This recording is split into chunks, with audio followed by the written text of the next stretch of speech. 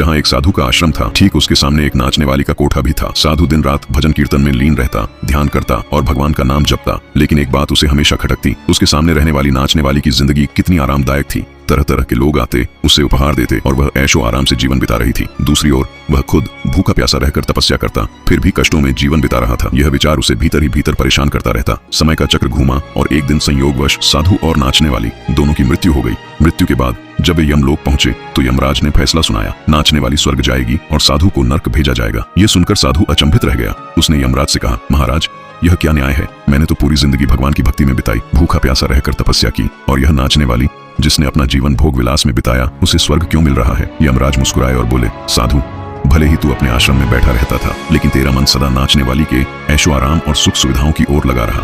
दूसरी ओर यह नाचने वाली भले ही कोठे पर बैठी थी, परंतु जब भी तेरे आश्रम से भजन कीर्तन की ध्वनि आती, वह मन ही मन भगवान की भक्ति में डूब जाती। उसका शरीर भले ही इस संसार में था, पर मन सदा प्रभु में लीन रहा। और तेरा शरीर आश्रम में था, लेकिन मन सांसारिक भोग विलास की कल्पना करता रहा।